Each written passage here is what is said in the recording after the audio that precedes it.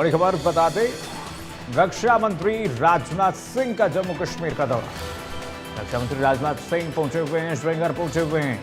सीमा पर सुरक्षा के हालात का जायजा लेंगे।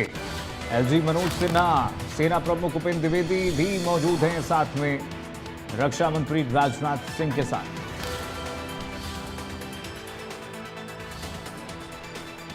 सीमा पर सुरक्षा का जायजा लेंगे, जवानों का जोश बढ़ाएंगे रक्षा मंत्री राजनाथ सिंह, इसलिए पहुंचे हुए। हमारी सीमाओं पर अपनी मातृभूमि की रक्षा के लिए जिस तरह से आप सभी बिना रुके, बिना थके दिन रात लगे रहते हैं, वह अपने आप में अद्भुत है और अद्वितीय भी है।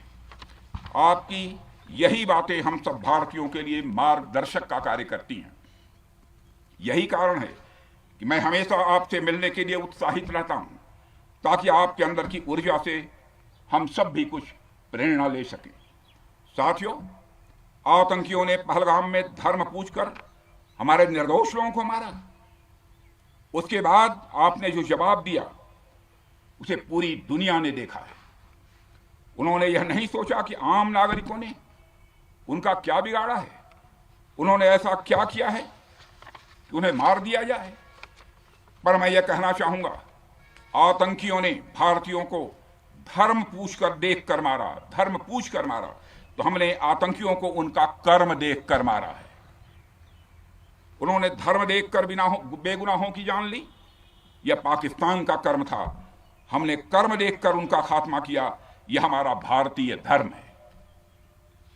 एक रक्षा मंत्री के रूप में मुझे आप सबको बेहद नजदीक से वर्षों से जानने का और समझने का अवसर मिला है। मैं आपके साहस और पराक्रम को तो जानता ही हूं, साथ ही साथ पहलगाम जैसी घटना के प्रति आपके गुस्से को भी मैं अच्छी तरह जानता हूं।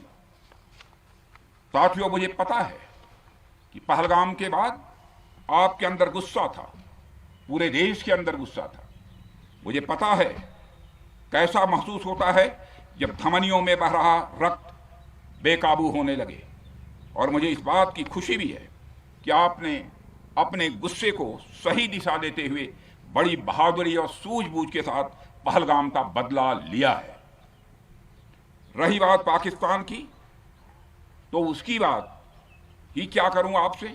वह देश तो मांगते मांगते अपनी जहालत से एक ऐसी हालात में आ गया है कि उसके बारे में यह भी कहा जा सकता है कि पाकिस्तान जहां भी खड़ा होता है वहीं से मांगने वालों की लाइन प्रारंभ हो जाती है। अभी आपने सुना ही होगा कैसे वह फिर एक बार इंटरनेशनल मॉनेटरी फंड IMF के पास कर्ज मांगने गया। वहीं दूसरी तरफ हमारा देश है कि हम आज उन देशों की श्रेणी में आते हैं जो IMF को फंड देते हैं ताकि IMF गरीब देशों को कर्ज दे सके। ऐसी स्थिति में हमारा यह भारत है। रामचरितमानस में स्वामी तुलसीदास जी ने लिखा है, जहां सुमतितः संपत्ति नाना, जहां कुमतितः विपत्ति निदाना। यानी जहां सुमति होती है, अच्छी नीतियां होती हैं, वहां सुख और समृद्धि होती है, और जहां कुमति होती है, बुरी मति होती है, केवल दूसरों के हित की भावना होती है, वहां तरह तरह की विपत्तियां स्वाभाविक रूप से आती ही हैं। पाकिस्तान जिसका जीता जागता यह उदाहरण है। साथियों, भारत के बारे में पूरी दुनिया यह बात जानती है कि हमने हमेशा शांति को प्राथमिकता दी है।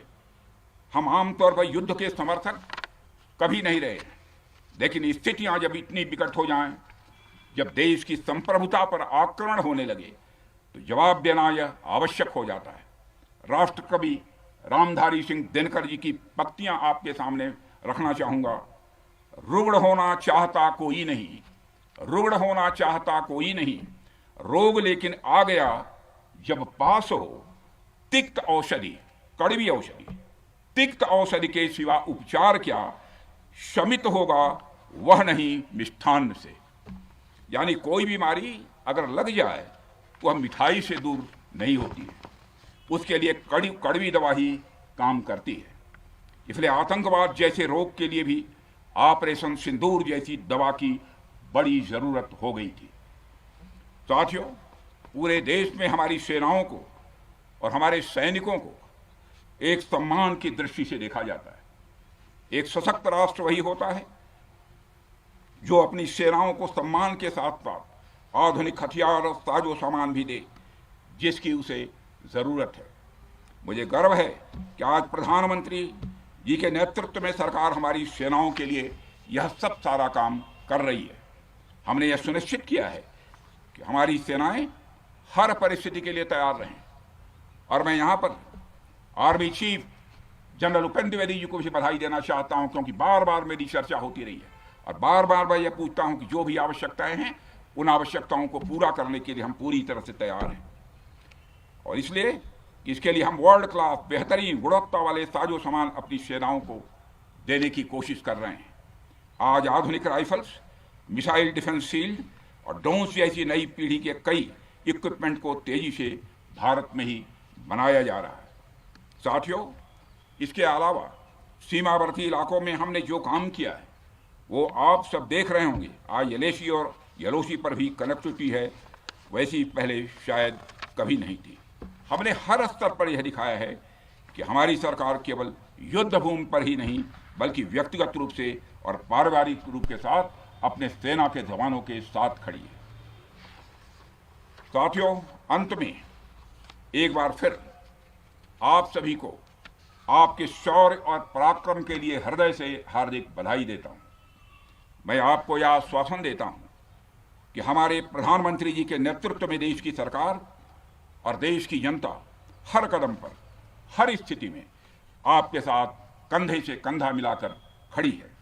मुझे पूरा विश्वास है कि आपके सहयोग से हम इस पूरे क्षेत्र में आतंकवाद का समूल नाश करेंगे, ताकि कल को कोई भारत की संप्रभुता के खिलाफ आंख उठाने की हिमाकत न कर सके।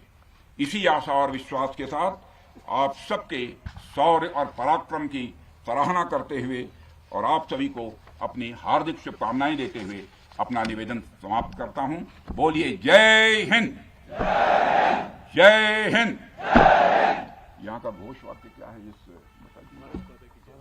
भारत माता की जय। क्या बात है।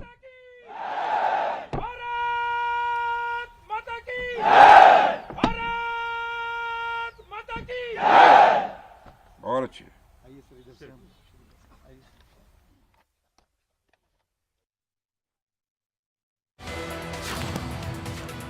रक्षा मंत्री राजनाथ सिंह को आप सुन रहे थे। रक्षा मंत्री ने कहा पाकिस्तान ने भारत को बड़ा धोखा दिया, आतंक कम नहीं हुआ तो पाकिस्तान भुगतेगा, पाकिस्तान इसका खामियाजा भुगतेगा। आतंकियों को पनाह देना बंद करे पाकिस्तान। रक्षा मंत्री ने दो टूक कहा है, आतंक के खिलाफ हम किसी भी हद तक जा सकते हैं। शहीद जवानों को मेरा नमन है। रक्षा मंत्री राजनाथ सिंह का संबोधन आप सुन रहे थे। रक्षा मंत्री जवानों को संबोधित कर रहे थे। रक्षा मंत्री ने स्पष्ट रूप से कह दिया पाकिस्तान ने भारत को बड़ा धोखा दिया, आतंक कम नहीं हुआ तो पाकिस्तान इसका खामियाजा भुगतने वाला है। आतंकियों को पनाह देना पाकिस्तान बंद करे। आतंक के खिलाफ हम किसी भी हद तक जा सकते हैं और पूरा विश्व देख चुका है। शहीद जवानों को मेरा नमन है। राजनाथ सिंह ने कहा कि आतंकियों ने धर्म देखकर मारा, हमने उनका कर